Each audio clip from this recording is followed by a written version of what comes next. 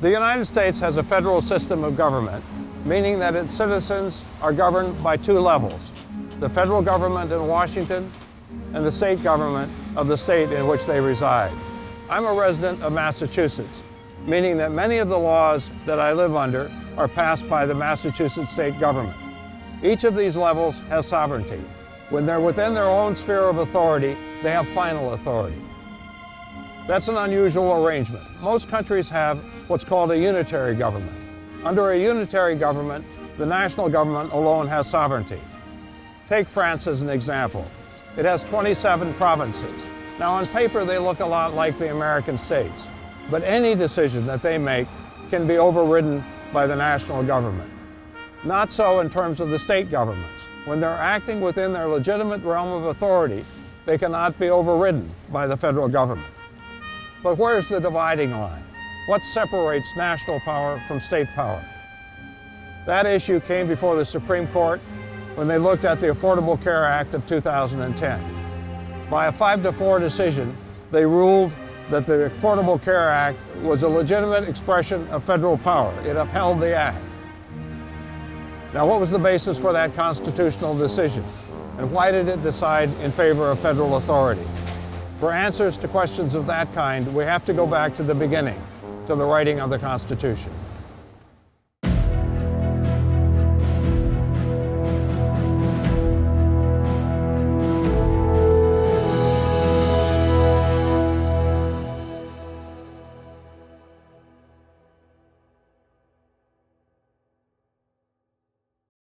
The Constitution of the United States was the nation's second constitution.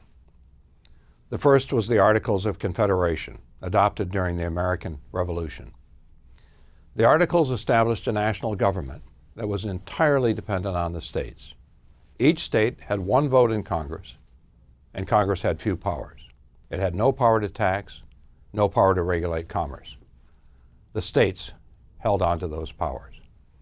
This form of government is called a confederacy. In it, sovereignty, final authority, is vested entirely in the subnational governments. The national government has no authority except what they grant to it. The government of the Articles held together during the Revolutionary War. Separately, the states knew they had no chance of defeating the British. But after the war, the country began to unravel. Rather than pulling together, the states went their separate ways. Connecticut tried to destroy Massachusetts' manufacturing sector by taxing its goods at a higher rate than the same goods coming from the nation's former enemy, England. North Carolina had no port deep enough to ship its goods, so it had to use those in Virginia and South Carolina. Both states placed a stiff tax on North Carolina goods. With no power to tax, the national government had to ask the states for money. They were slow to pay their share, if they paid at all. When a debtors' revolt, Shays' Rebellion, broke out in western Massachusetts, the state's governor called upon the national government to send the army. It had no army to send. It was out of money. Things got so bad that Congress rarely met. It had neither money nor authority. So why should the members waste their time?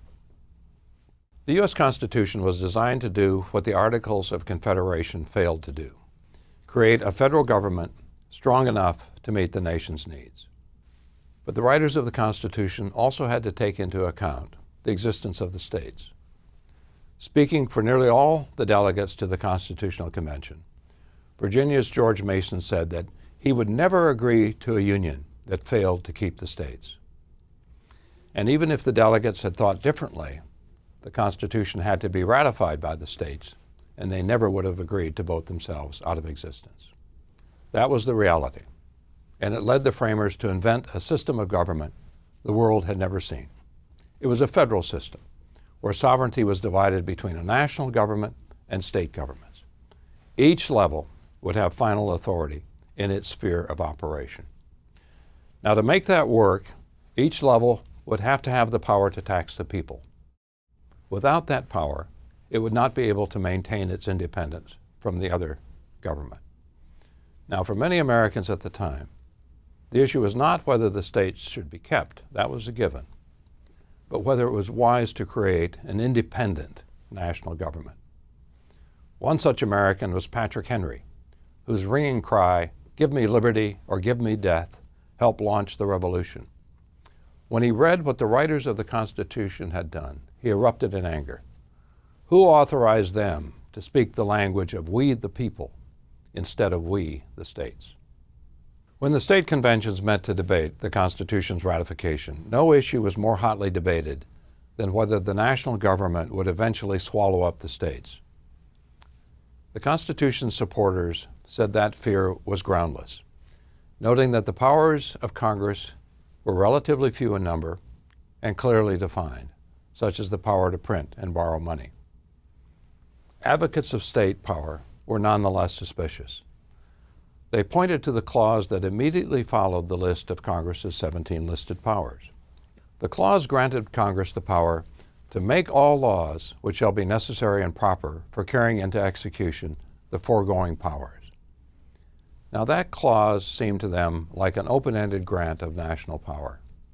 Wouldn't the federal government be tempted to devise reasons for why laws were necessary and proper, resulting in ever-widening federal power? Advocates of the states also objected to the Constitution's silence on the powers of the states. The Constitution listed only the federal government's powers. This concern led to ratification of the 10th Amendment, which says, "The powers not delegated to the United States by the Constitution are reserved to the states." The states' powers are thus commonly referred to as reserved powers. At the time of its adoption, the 10th Amendment was thought to offer strong protection to the states. In fact, it turned out to be something less than that. The logic of the U.S. Constitution is such that the states have power over only those policies that are not within the federal government's control. That point can be illustrated by the Supreme Court's ruling on the Affordable Care Act. The case was decided on the question of whether Congress had the power to pass the legislation. It was not decided on the question of whether the 10th Amendment reserved health care policy to the states. That's true in nearly every instance. The central question is the boundary of national power. Shrink that boundary, and state power expands. Expand the boundary of federal power, and state power shrinks. Over the course of U.S. history, federal power has expanded more often than it has shrunk. The result has been a long-term shift of power toward the government in Washington. In this session, we'll focus on the three constitutional clauses that have been at the center of this shift.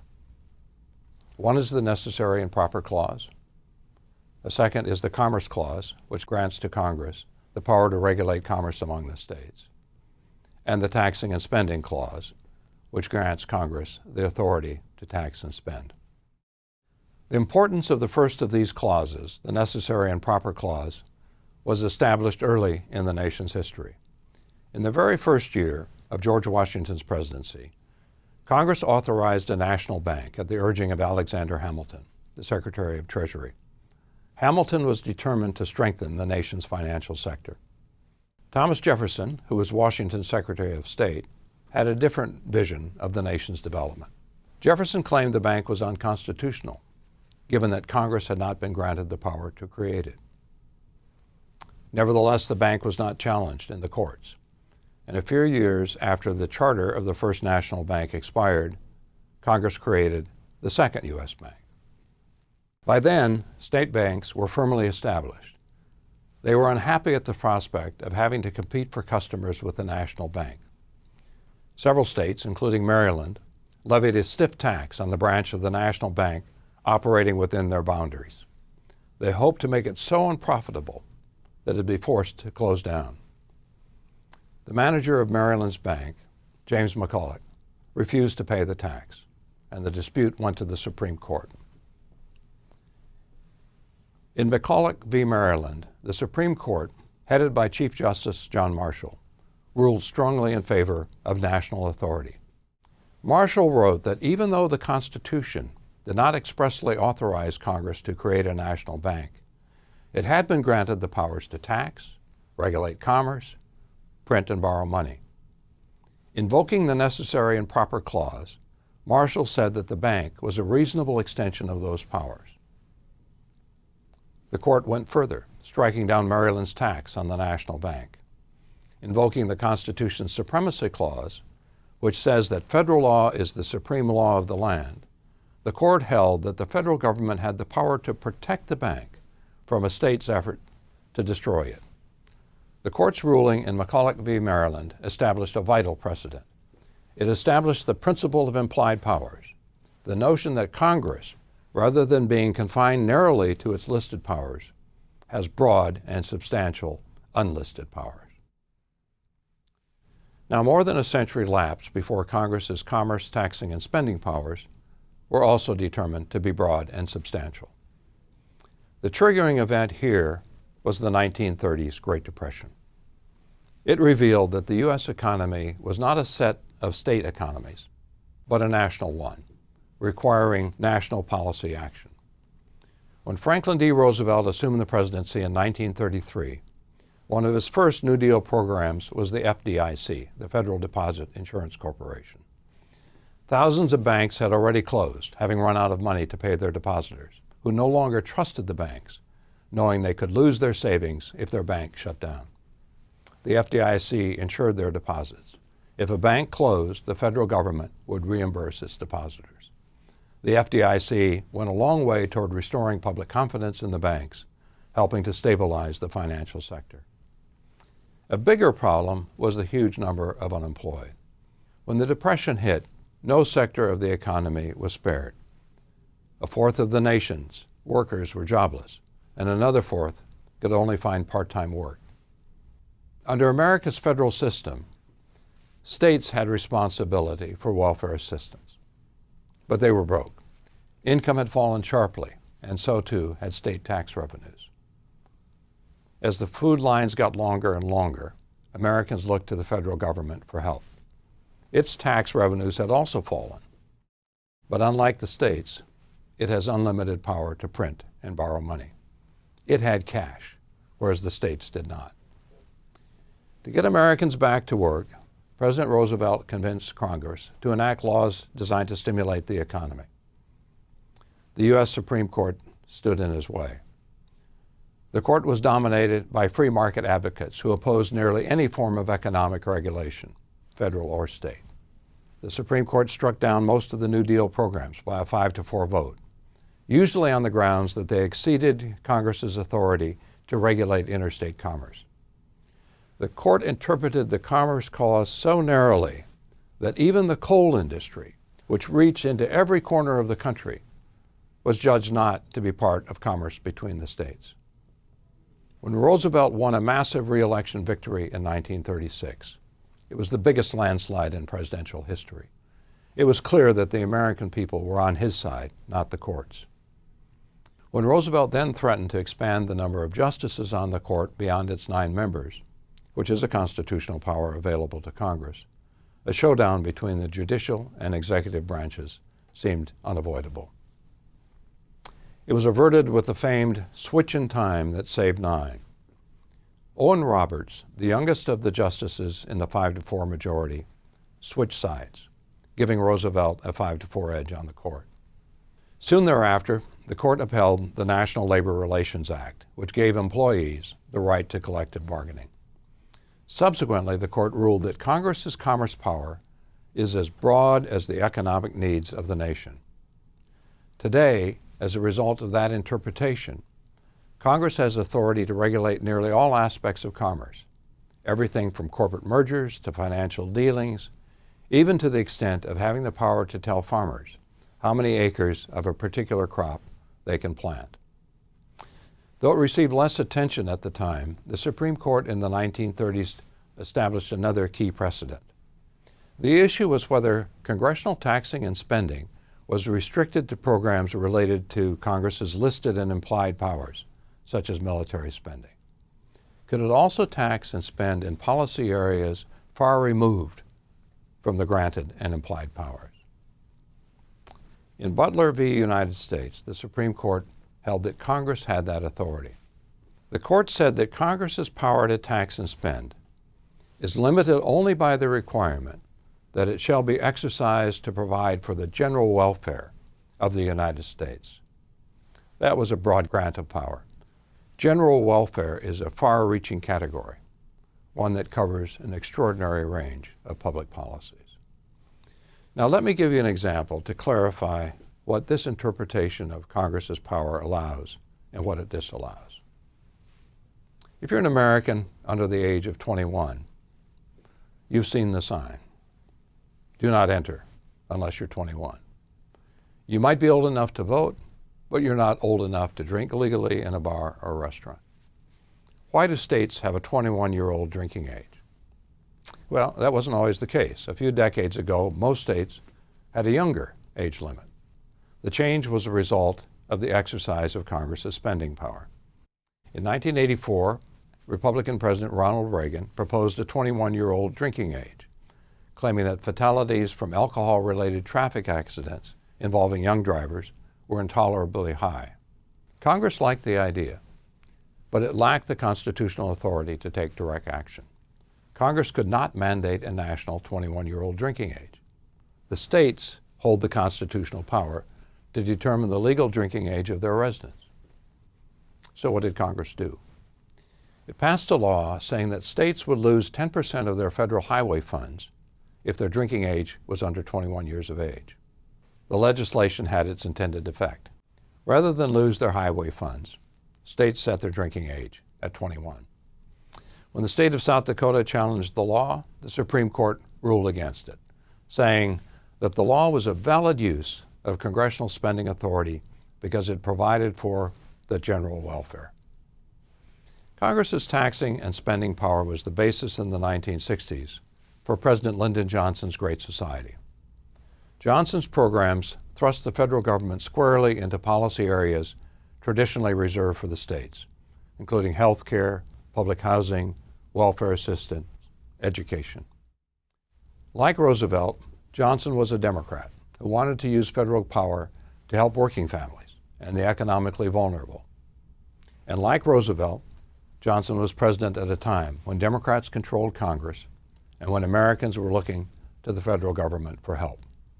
They wanted better schools, better health care, better welfare services than their state was willing or able to provide. Federal grants and aid became the prime instrument of the Great Society. Federal grants and aid refer to federal cash payments to states and localities for programs they administer. An example is the 1965 Medicaid program, which gives states federal assistance to provide health insurance to Americans with incomes below the poverty line. States are not required to participate in Medicaid or any other federal grant program. They can refuse the money. That's their constitutional option. In fact, Arizona held out for nearly 20 years before joining the Medicaid program. On the other hand, if a state takes a federal grant, it is bound by the federal requirements for its use. The money is appropriated by Congress, and Congress has the constitutional authority to stipulate how that money can be used. A Medicaid grant, for example, must be used for health care for low-income residents. The money cannot be diverted to another purpose. The Great Society initiatives led to a sharp rise in federal grants in the late 1960s and 1970s. The spending constituted a major shift in the relationship of the nation and the states, a change that came to be known as fiscal federalism. The term refers to the use of federal funds to extend the reach of the federal government into policy areas traditionally reserved for the states. A dramatic example is the funds that Congress appropriated in 2020 in response to the COVID-19 coronavirus pandemic. Public health is largely a state and local government responsibility, and state governors and local mayors led the response to COVID-19. But their efforts were supported by federal funding, including $25 billion to help state and local public health departments test for the disease. As the example suggests, federal grants do not constitute a federal takeover of state functions, but instead are intended to help states carry out their functions. States retain their authority and usually provide most of the funding. If you look at the public schools, for example, 90% of school funding in the United States is provided by state and local governments, which also control nearly every education policy from the length of the school year to graduation requirements. The federal government has no say in these policies. Nevertheless, federal grants account for 10% of school funding, and if a state accepts its share of the money, it limits some of the choices the state can make. For example, it must use the money in ways that do not discriminate against handicapped or minority group students. Now, in the 1970s, public support for federal spending began to weaken as the less popular programs came under attack. Critics allege, for example, that many of those getting federal welfare assistance were abusing the system, choosing welfare over work. When Republican Ronald Reagan became president in 1981, he vowed to roll back the spending programs created under Democratic administrations. Said Reagan, "Federalism is rooted in the knowledge that our political liberties are best assured by limiting the size and scope of national government." Reagan succeeded in persuading Congress to cut back on federal grants. The amount declined sharply during his 8 years in office. Reagan also persuaded Congress to loosen the strings attached to some federal grants. Most federal grants are designated for a specific purpose, such as school construction. Such grants are called categorical grants and enable Congress to decide how the money will be spent. Reagan convinced Congress to consolidate a number of these categorical grants into what are called block grants, which are designated for a particular policy area but not for a specific purpose. A block grant for schools, for example, could be used for school construction, or it could be used for other school-related purposes, such as paying for textbooks, teachers' salaries, or lab equipment. Block grants give states and localities considerable control over how federal aid is spent. Another rollback in federal power came when Republicans took control of Congress after the 1994 midterm elections. Congressional Republicans' chief target was the Aid for Families with Dependent Children program, which had been established during the 1930s Great Depression to assist families whose breadwinner had deserted or died. The program provided cash assistance to eligible low-income families. There was no limit on how long a family could receive assistance, and the amount increased if an unwed mother had another child. In the view of most Republican lawmakers, the program enticed people to go on welfare and to stay there. Their alternative was the 1996 Welfare Reform Act. It limited welfare assistance for most families to 5 years. In addition, able-bodied adults would have to seek a job or job training to remain eligible for assistance. The Welfare Reform Act, along with the economic boom of the late 1990s, dramatically shrank the number of families on welfare. The welfare rolls were cut in half within a few years. Republican efforts to roll back federal power largely ended with passage of the Welfare Reform Act. In fact, after the terrorist attacks of September 11, 2001, Republican President George W. Bush oversaw an increase in federal power, including the creation of a federal agency, the TSA, which rather than local police is in charge of security at local airports. Bush also initiated the No Child Left Behind Act, which requires public schools to test their students annually as a condition of receiving federal aid. Bush wanted to hold schools accountable for student performance and use federal spending as the means of doing so. These examples, by the way, are the rule rather than the exception. Both parties have supported or fought the use of federal power as it has suited their policy goals. The fine points of the Constitution have been less important to the parties than what they're trying to achieve through their policies. The reason the Democratic Party has more often sought to expand federal power is that a number of its constituent groups, particularly minorities and lower-income Americans, have a greater need for public assistance. Now let's take another look at the 2010 health care bill as a way of clarifying contemporary federalism.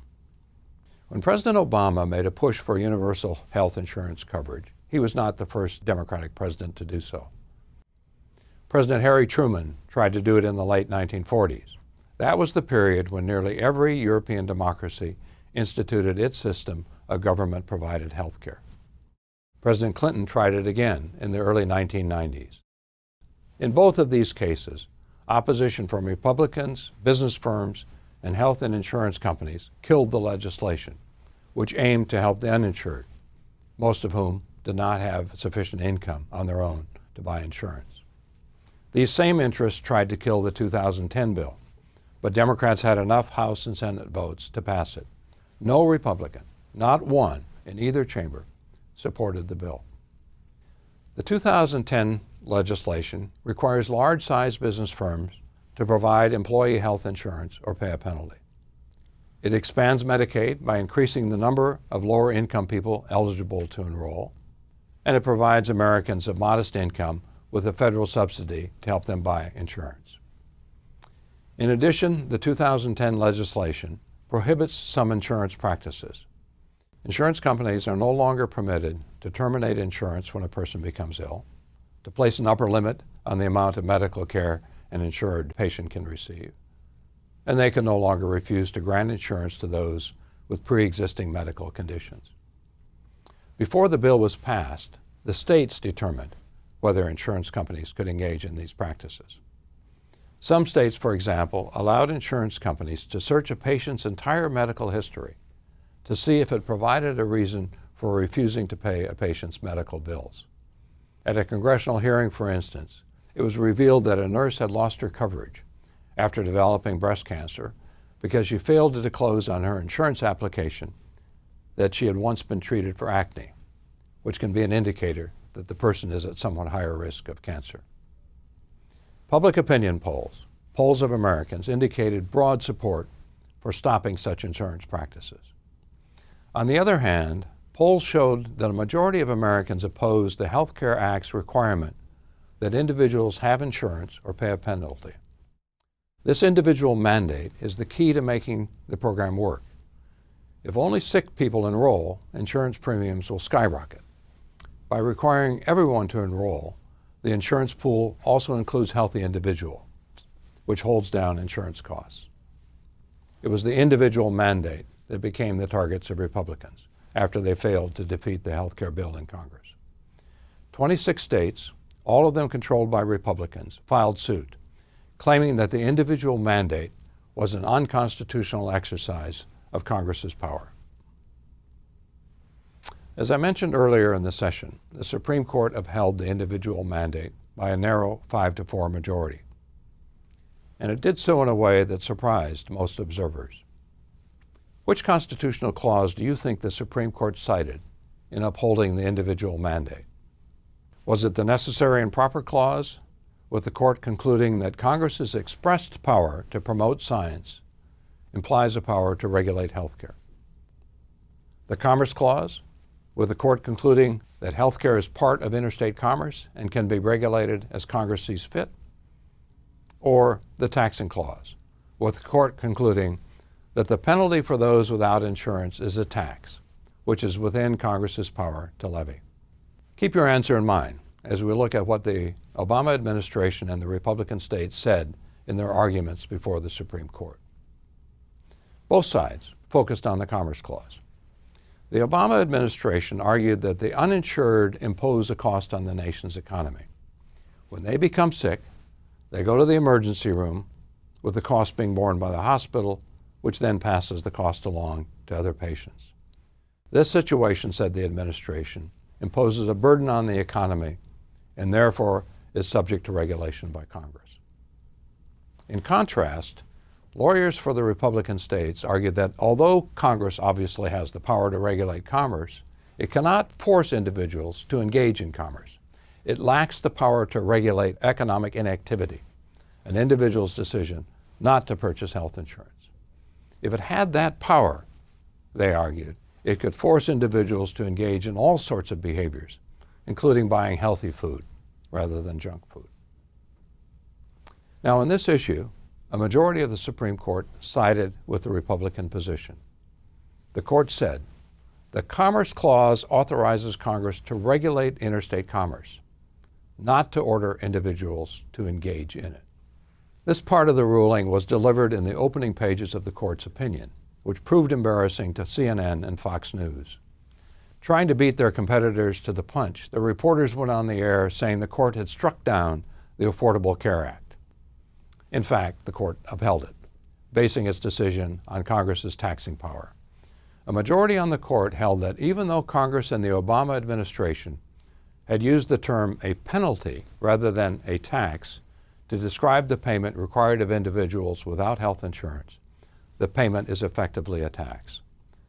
Said the court, it is reasonable to construe what Congress has done as increasing taxes on those who have a certain amount of income but choose to go without health insurance. Such legislation is within Congress's power to tax. That the Affordable Care Act survived a constitutional challenge did not mean that it would survive political challenge. After the Supreme Court upheld the act, Republican lawmakers vowed to weaken it.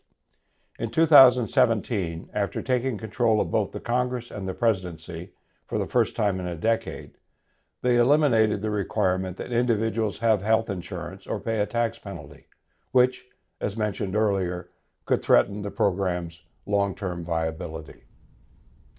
Okay, let's wrap up this session. Before summarizing it, let me point out two things that might not have been clearly evident in what I've said. One is the decisive role the public has played in the changing relationship between the federal and state governments.